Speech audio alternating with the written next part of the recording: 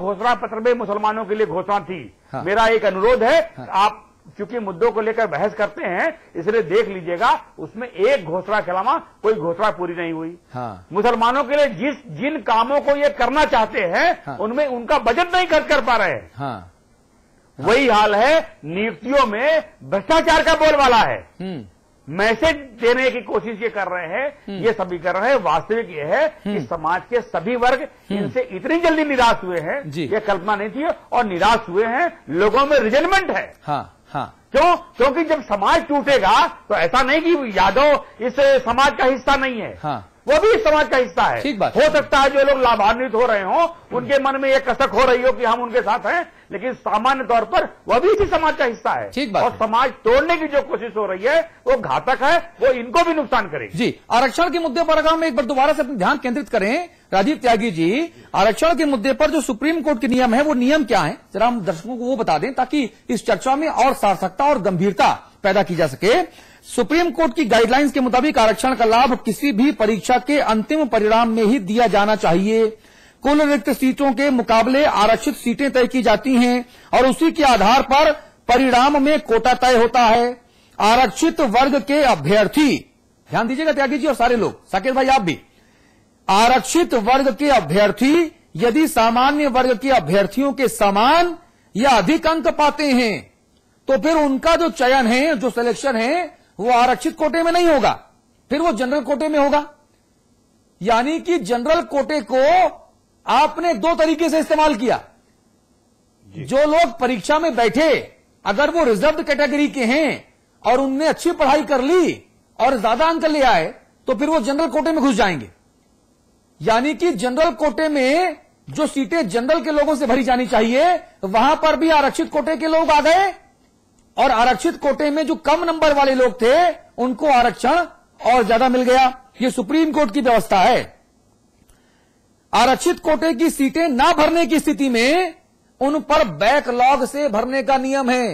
यानी उसमें भी जनरल कैटेगरी के लोग नौकरी नहीं पा सकते, लेकिन जनरल कैटेगरी में जो योग्य आरक्षित वर्ग के लोग हैं राजीव त्यागी जी, वो नौकरी पा सकते हैं। ये तो जनरल कैटेगरी के लोगों के साथ दोहरी मार हुई भाई, ये दोहरा खेल हुआ उनके साथ।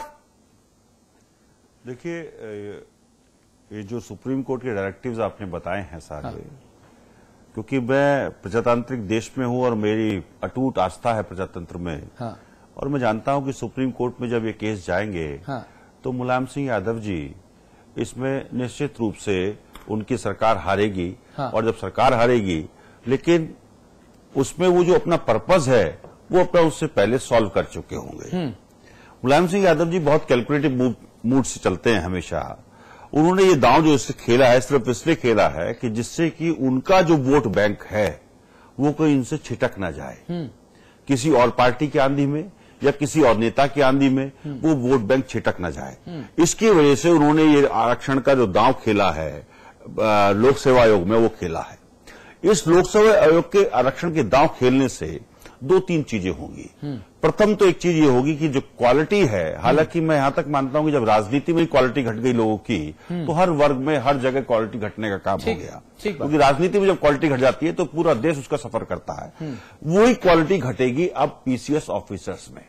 जब क्वालिटी घटेगी तो वो डिलीवर नहीं कर पाएंगे। जब वो डिलीवर नहीं कर पाएंगे तो जनता के साथ निश्चित रूप से अन्याय होगा। दूसरी चीज जो है, जो मुलायम सिंह यादव जी ने दांव खेला है, उस दांव को खेलने से पहले मुलायम सिंह यादव जी ने प्रमोशन में आरक्षण के विरोध में अपनी बात रखी थी। तो आज वो लोग बाग जो मुलायम सिंह यादव जी का नारा लगा रहे थे और जो बैनर पे लेके जा रहे थे कि मुलायम सिंह यादव जिंदाबाद, हमारे सबसे बड़े पहले मुलायम सिंह यादव है, वो अपने आप को छला हुआ महसूस करेंगे। अच्छी बात है। और मुलायम सिंह यादव जी को मैं कह देना चाहता हूं इस मंच के माध्यम से, और कह देना चाहता हूं स्पष्ट रूप से कि आप खरबूजे और चाकू को एक साथ नहीं रख सकते। खरबूजे चाकू को एक साथ रखेंगे या तो खरबूजा कटेगा, जब कटेगा तो खरबूजा जिसका होगा उसको दर्द तो होगा ही होगा ना। खरबूजा और चाकू आप एक साथ रखें ना रखें, बात इसकी नहीं है, लेकिन आप खरबूजे को भगवान के लिए कटने से बचाएं। चाकू आप जहां मना है तो वहां रखें। अरे उन्होंने तो दोनों रख दिए एक झोली में। अब वो देखना है जिनका खरबूजा है कि उनको सही सलामत ले जाना है खरबूजे को अपने पास, या फिर उसको कटवा करके उस खरबूजे को उसका शेयर किसी और को देना। ठीक है, अशोक श्रीवास्तव हमारे साथ हैं, आप बहुजन समाज पार्टी की नुमाइंदगी कर रहे हैं। अशोक भाई बहुत स्वागत है आपका समाचार प्लस पर। नमस्कार। नमस्कार भाई साहब, ये क्या अंधेरगर्दी मची है प्रदेश में कि अब यूपीएससी में भी आप आरक्षण वैसा दे रहे हो जैसा इस देश में कभी लागू नहीं हुआ। आप सुप्रीम कोर्ट के दिशा निर्देशों को ठेंगा दिखाकर सिर्फ यादवों को ही आप आगे बढ़ाना चाहते हो क्या? नहीं, तो बिल्कुल सरासर गलत है जो इस तरह से जो कार्य कर रहे हैं और ये विद्वेष की भावना पैदा कर रहे हैं, जबकि इसके सीधे उल्लंघन है सुप्रीम कोर्ट के दिशा निर्देशों का। लेकिन श्रीवास्तव जी, बसपा भी कहीं नजर नहीं आ रही।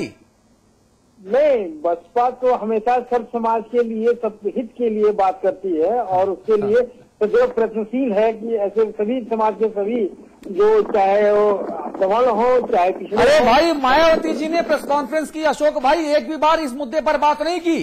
वो विजय बहादुर सिंह जो हमीरपुर वाले हैं उनके बारे में तो ज्ञान देती नजर आई, लेकिन इतने बड़े मुद्दे पर बहन कुमारी मायावती जी को भी कोई मतलब नहीं है। नहीं, ऐसा नहीं है। हमारी पार्टी की नीति है कि हम सभी लोगों को, समाज के सभी वर्ग को साथ लेकर चलने का प्रयास। चलिए, धन्यवाद, आपकी नीति मुझे समझ में आ गई, बहुत शुक्रिया आपका। हमारे साथ राज्य मंत्री हैं एसपी यादव साहब। एसपी यादव साहब, बहुत स्वागत है आपका समाचार प्लस पर।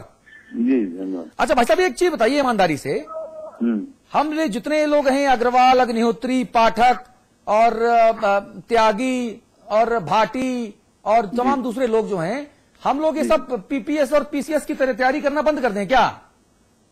नहीं, क्यों? अब पूछा हमने, अब लगा फालतू में दुकान ही खोल के बैठ जाए, पान का खोखा खोलने, कहीं काहे तैयारी करें, फालतू में टाइम वेस्ट करें। देखिए, ऐसा जो चीज अभी सब जुटिस है, माननीय उच्च न्यायालय में चल रहा है, तो उससे कमेंट करना ठीक नहीं है। हाँ। अरे भाई, ये बात मुख्यमंत्री जी भी कहते हैं, मैं ये बात कहता हूं कि आप किस किस चीजों पर कमेंट नहीं करेंगे। सरकार तरक्की कर रही कि नहीं कर रही, उस पर भी 4 पीआईएल फंसी हुई हैं।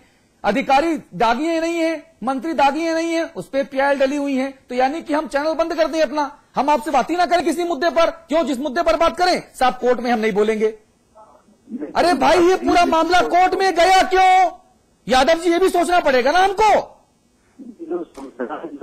इसका फैसला तो माननीय उच्च न्यायालय। अरे माननीय उच्च न्यायालय से कितनी बार डांट पड़ी आपको और आपकी सरकार को, कभी कुछ नहीं हुआ। हर बार बेशर्मी से सरकार सामने आ जाती है कि नहीं जी हम अध्ययन कर रहे हैं। उच्च न्यायालय का आदेश, न्यायालय का आदेश का हमेशा सम्मान करती है हमारी सरकार, मुख्यमंत्री। अरे भाई, सुप्रीम कोर्ट के आदेशों की अवहेलना करते हुए जो आरक्षण का ये मापदंड उत्तर प्रदेश में पूरे देश में अनूठा मापदंड पेश किया गया, ये क्यों पेश किया गया भाई? ये देखिए, ऐसा है, ये जो भी मतलब ये आई गई है वो संविधान के अनुसार अभी उच्च न्यायालय में इसको चैलेंज किया गया है। हाँ, उच्च न्यायालय में चैलेंज करने से पहले 1994 में माननीय सुप्रीम कोर्ट का आदेश आ चुका है। सुप्रीम कोर्ट ने कहा किसी भी प्रतियोगी परीक्षा में आरक्षण का प्रावधान सिर्फ अंतिम नतीजों के वक्त ही दिया जाएगा, उसके किसी और चरण में नहीं दिया जाएगा। इतनी छोटी सी बात इतनी बड़ी विद्वानों वाली सरकार को समझ नहीं आई क्या? और अगर आई तो फिर ये हंगामा क्यों हुआ? आपकी सरकार ने हंगामा क्यों होने दिया?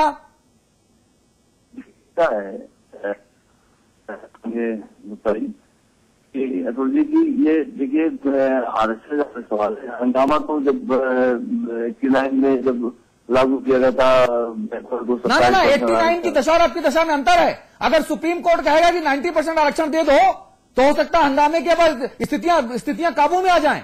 लेकिन जब सुप्रीम कोर्ट का डायरेक्टिव है कि आप ऐसा नहीं कर सकते और यूपी सरकार यादवों के लिए ऐसा कर रही है, क्यों भाई? आपको सिर्फ यादवों के वोट चाहिए क्या? क्या यादवों के वोट से माननीय मुलायम सिंह जी पीएम बन जाएंगे?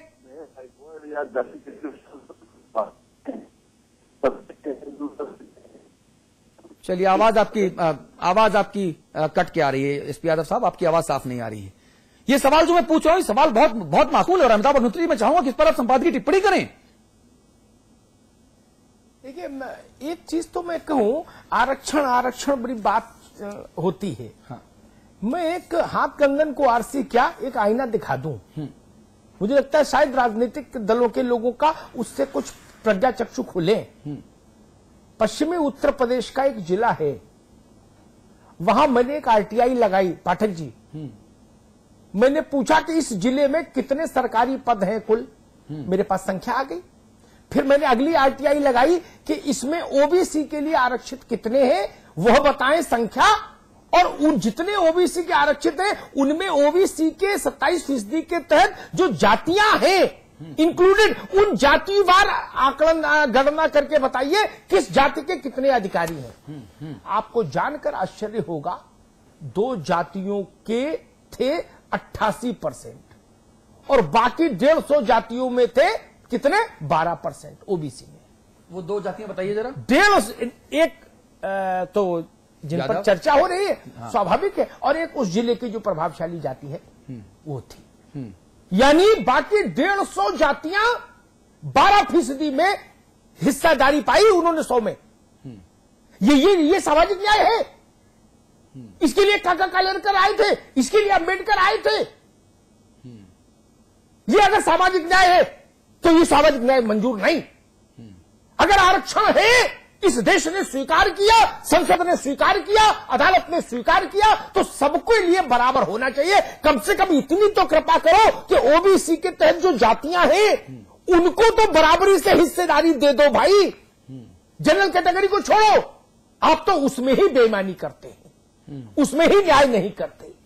90% मलाई 2, 4, 5 जातियां खा जाती हैं, बाकी लोग फिर सड़क पर घूमते हैं। अभी मैं जनरल की तो बात ही नहीं कर रहा। और दूसरी बात मैं कहूंगा, जो चीज नियम के विरुद्ध हो, जो चीज नैसर्गिक न्याय के विरुद्ध हो, जो चीज सुप्रीम कोर्ट की अवधारणा के खिलाफ हो, जो चीज हमारे संविधान के स्वरूप से मेल नहीं खाती हो, वो कोई सरकार करे, मैं उस फैसले की पक्षधरता नहीं कर सकता। लोक सेवा आयोग का यह निर्णय संविधान के विरुद्ध है, लोकतंत्र के विरुद्ध है, सामाजिक ताने बाने को ध्वस्त करने वाला है, इसलिए मैं इस निर्णय को स्वीकार नहीं कर सकता।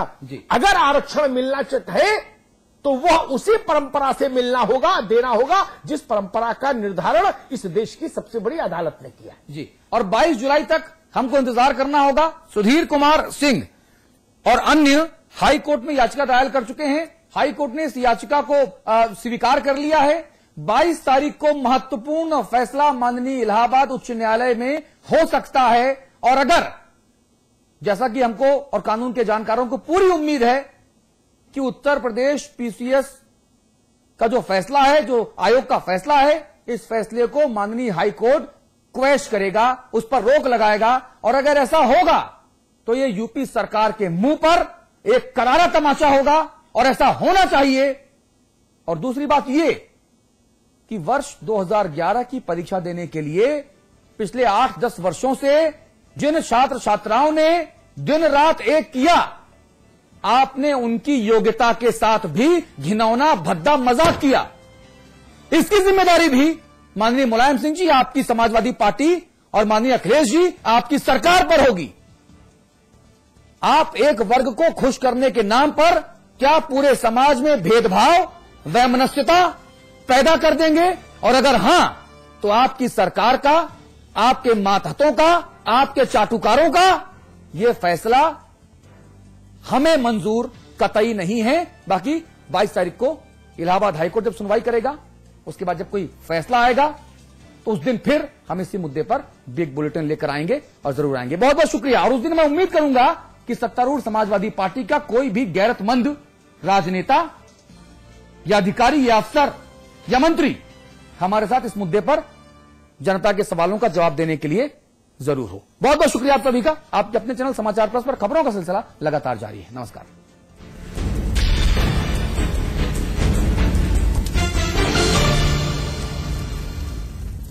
Fly me to the moon, let me swim among the stars.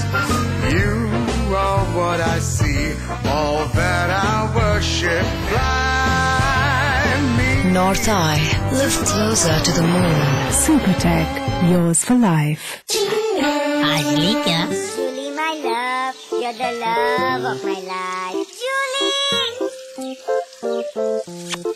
उंगली खुजली ने प्लान बनाया क्विकली और पाइप दबाया क्वाइटली। One sec. Hello.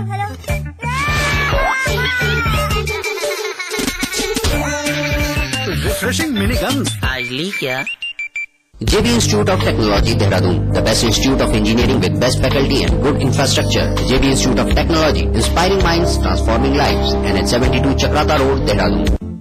खोल दो इन खिड़कियों को, इन दरवाजों को, हाथों को फिर से हाथों में डालो, किसी को गुदगुदाओ, दोस्ती करो, मोहब्बत करो,